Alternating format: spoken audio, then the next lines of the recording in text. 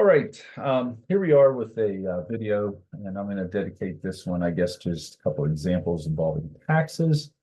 Um, you can see down here, you're going to have, a few problems that, deal with salaries and so forth. And I'm not going to do all of them. I think most of them are fairly self-explanatory. I want to pick maybe one of the ones that, or a few of them that are maybe a little bit more involved. So the one I chose to start with was this FICA with the ceiling. And again, I must admit, I haven't,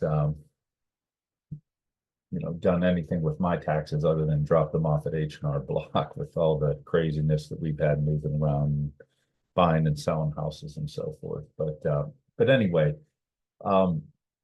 we are, a lot of this stuff is already computed by the computer on your pay stubs and kept track of, through your company. They're obligated by law to do these types of things and make these deductions and so forth.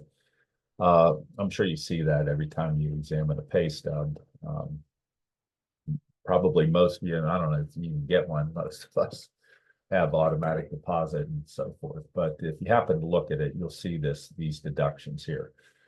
And so, like I said, it's federal income or federal insurance contributions. I can't remember what the A is for. I don't know if it's act or something like that. But anyway, so for this particular example, they're saying that there's a ceiling on one of these taxes, and your federal insurance contributions are basically the Social Security and the Medicare. So you can see that the mathematics really isn't difficult. We're going to see that that's the case. It's just a matter of understanding the vocabulary and so forth. So anyway, that's why I figured I'd go over it for you. And again, not that I'm a tax expert by any shape of imagination, but anyway, so here's how this problem works out here. And again, I think this is included in this course just so you have some sort of awareness of what's going on with these deductions. So you can see that this person made $125,000 an additional 14, so that takes them up to $39,200 or whatever, which is over this amount. Okay. This ceiling means that once you've paid the tax rate, which is 6.2% on the $128,000 or $128,400, you're not obligated on dollars beyond that to contribute to Social Security because there's a ceiling on it. Okay.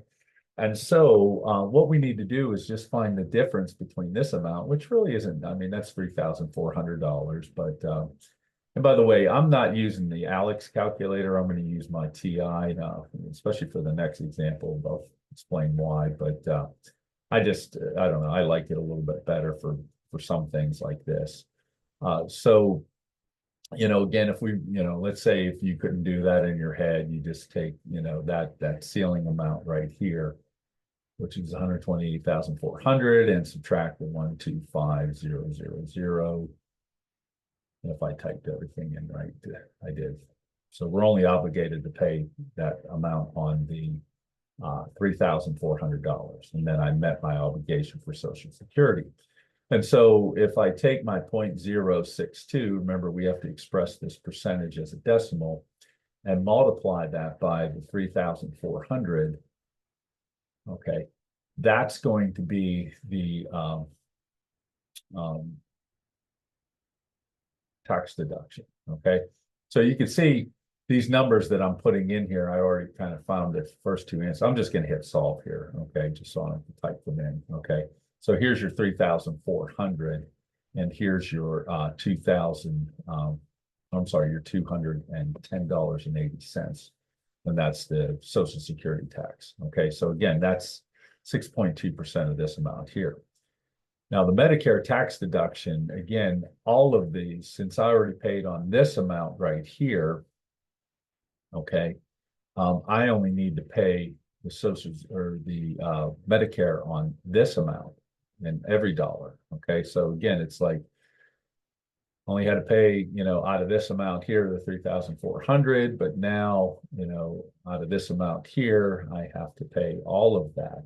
Okay, so I've already paid $125,000 of that Medicare. So now all I need to do is enter in my $14,200 that I made. And if I type that in correctly, the tax rate is 1.45%. So that's going to be multiplied by 0.0145. All right. And that should give me my Medicare tax, which is $205.90. Okay. So if I would just add these two amounts here, you could see that you're getting the $415, and then 80 and 90 cents pumps you up to, another $1.70. So that's $416. Okay.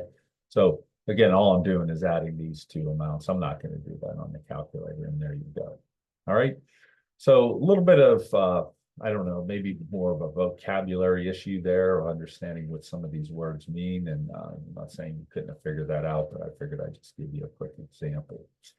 One of the other ones, and I'd just show you, just for the simplicity of calculating with, just or doing the computing with a calculator like this, if we do one of these tax bracket tables. So let's see if I pick up one of these.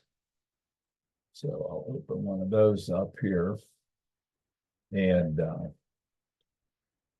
okay, so, we've got different situations here for people. And again, I think the tax tables, the last time I did taxes was, oh my goodness, so long ago, I can't even remember. But I think you just looked up a taxable amount from the table. And that was just, I think that's kind of how that works. And I know even people that do their own taxes mostly use software now, with TurboTax or things like that. But anyway, this is what's kind of going on in the program here, is that we have these different brackets. And so, dollars that fall within this range, you're taxed 10%. And as you get up here, then dollars made after the 1,000 or 18,150 get taxed at a 15. So, again, money made in this range right here for somebody married filed jointly is going to get taxed on 15% and so forth.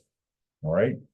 Well, now what we're doing over here essentially is, we got to look and see for this person here, David is filing, married filing separately, and he has a taxable income of $45,000 or $45,116.